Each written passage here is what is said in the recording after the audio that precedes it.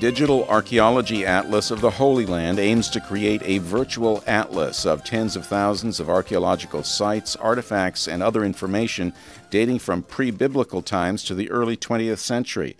It will use the power of spatial information systems such as GIS and Google Earth, whose visualization tools, combined with recent archaeological fieldwork and scrutiny of biblical texts, allowed researchers at the University of California, San Diego to reconstruct an ancient Egyptian pharaoh's military campaign in the southern Levant and its devastating and previously unknown impact on the largest Iron Age copper production center in the eastern Mediterranean region.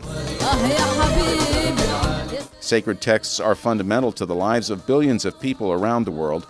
Very little of biblical history as depicted in the Old Testament or Hebrew Bible has been verified through the archaeological record. Yet it's precisely this opportunity that exists as archaeologists armed with new digital technologies try to establish synchronisms, references in a sacred text that parallel historical accounts as reflected in artifacts, inscriptions, and other parts of the archaeological record. Case in point, historical evidence of King Solomon is scarce. Excavations at Hatzor, Meggido, and Gezer have uncovered structures that some archaeologists date to Solomon's reign. But that conclusion is not definitive because it is believed these sites were later destroyed by an invasionary force of Egyptian pharaoh Shishak I. The attacks are referred to in this account from the Bible about a military campaign against Solomon's son and immediate successor, King Roboam of Judah.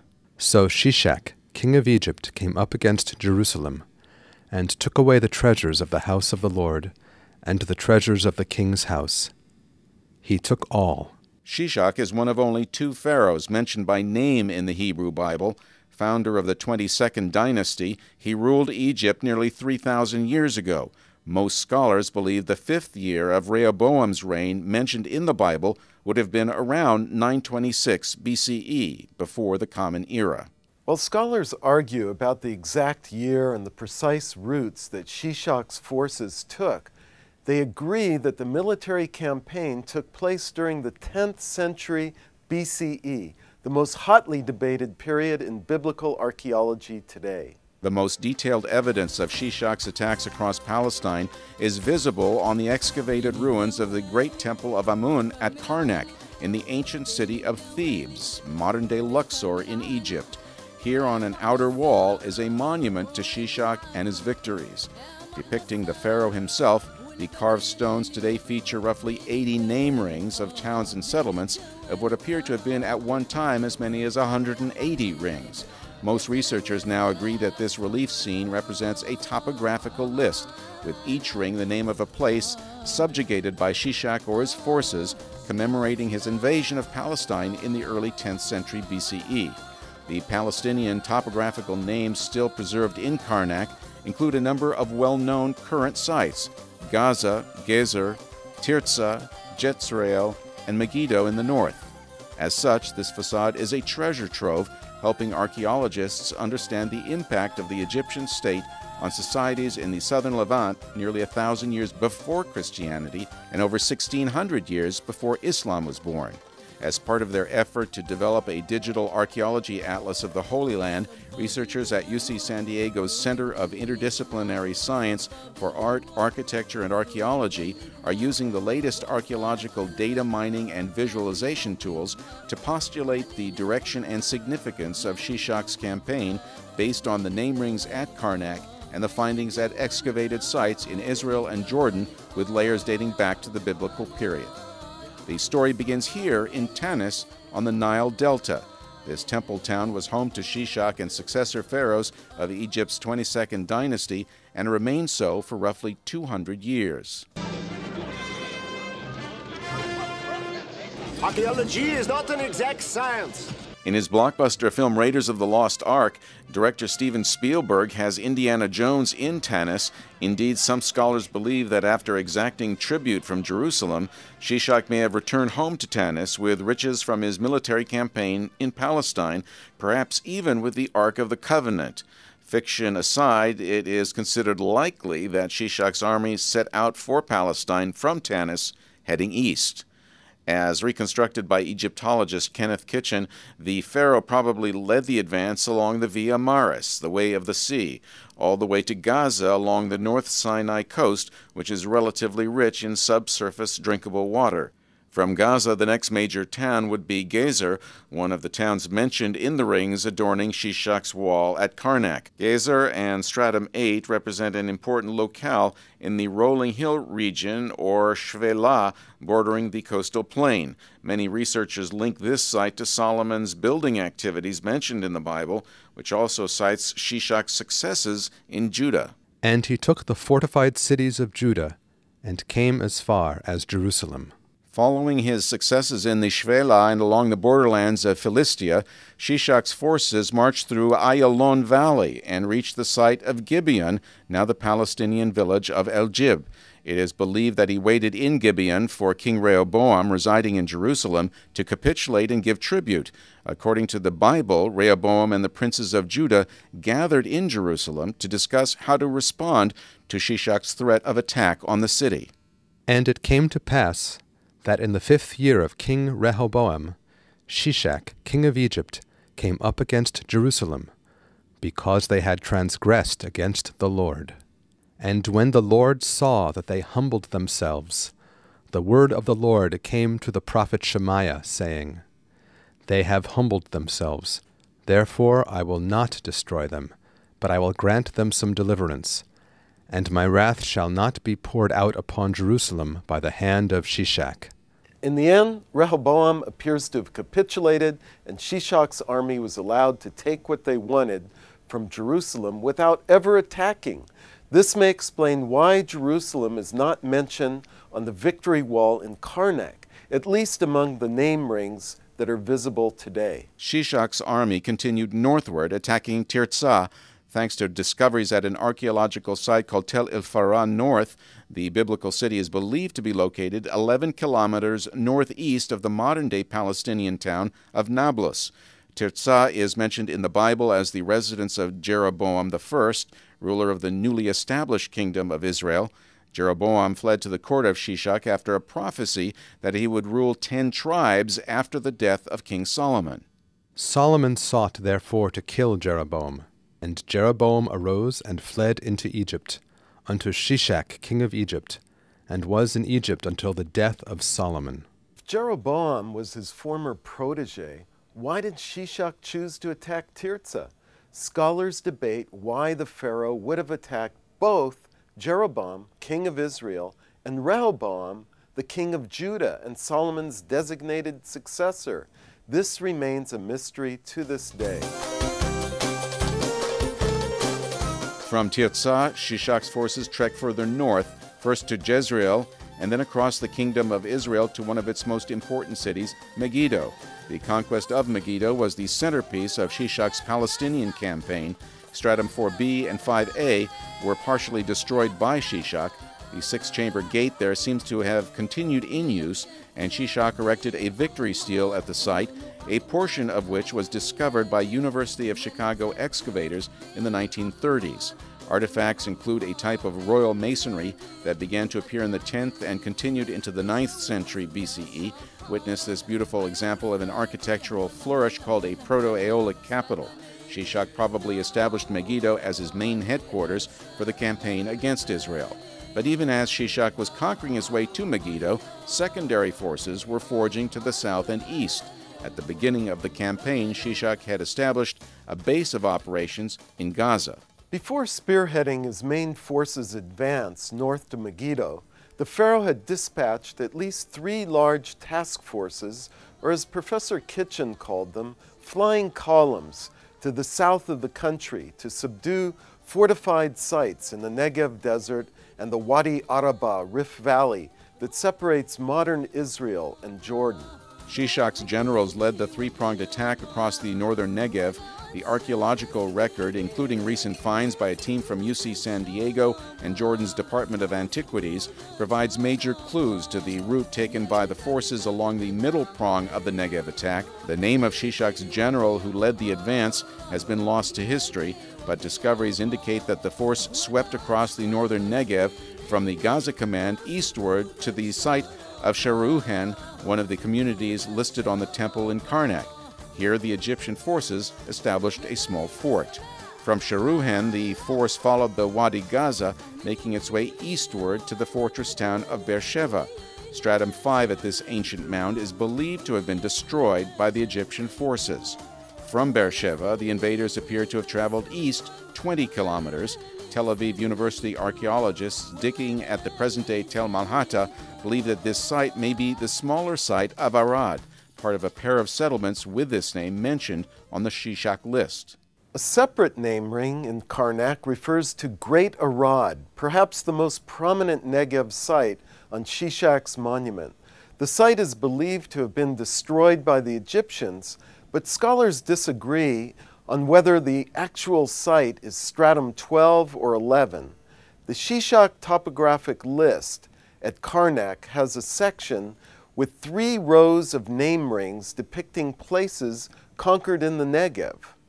Not all can be identified today, but there is evidence that this force continued on from Arad to attack the fortress at Hatzeva, some 50 kilometers south of the Dead Sea in the Wadi Araba Valley. Hatzeva was probably a critical outpost because it permitted control of the overland Arabian trade route as well as the copper trade with the biblical Edom located across the valley.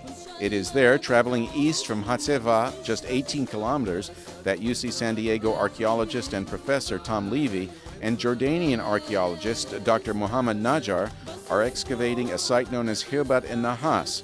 The name means ruins of copper in Arabic, and this site, rich in copper ore, is in Jordan's Fainan region, biblical Edom. The excavations have unearthed the largest Iron Age copper production center in the southern Levant. More than 24 acres in size, the site is covered in thousands of tons of black metallurgical slag. To our surprise, high-precision radiocarbon dating at Hirbat en-Nahas show that copper metal production was carried out some 200 to 300 years earlier than scholars believed until recently.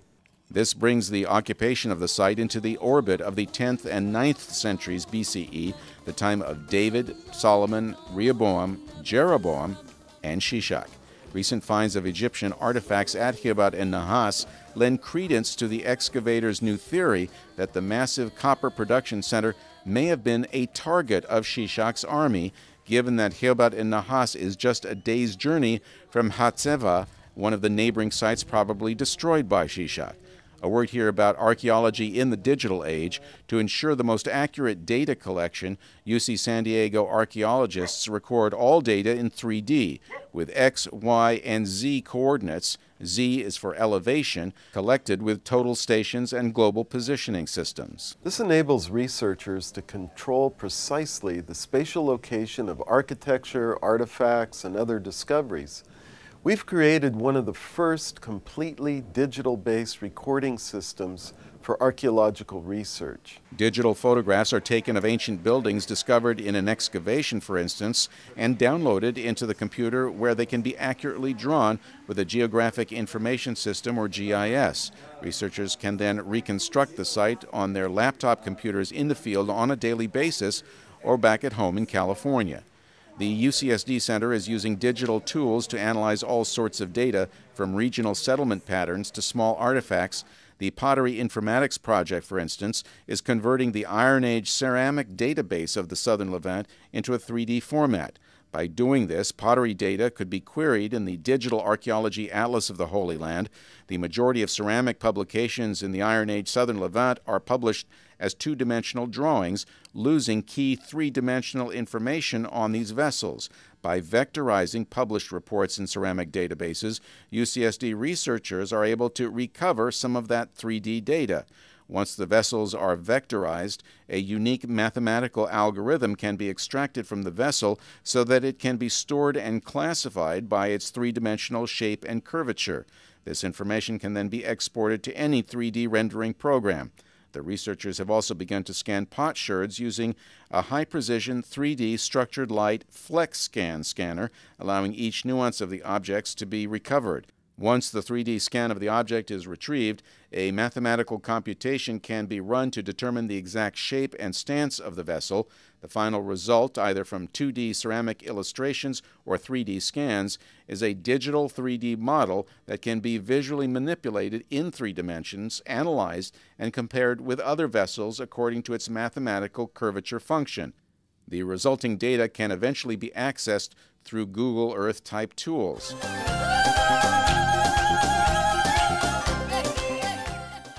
The new excavations at Khibat and Nahas are providing exciting new data for examining theories concerning the role of metal production on the rise of the biblical kingdom of Edom, as well as Shishak's campaign.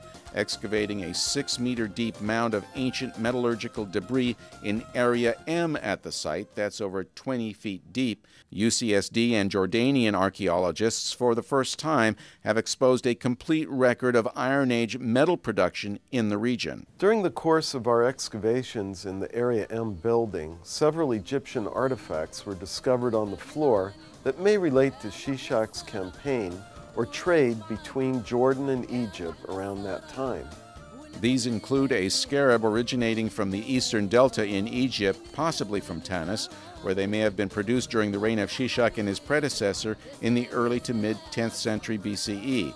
Another important find, an Aegis amulet made of faience. Such amulets are primarily linked to the goddess Mut, and since there was a Mut temple in Pharaoh Shishak's capital city of Tanis, this amulet may also have originated from this region.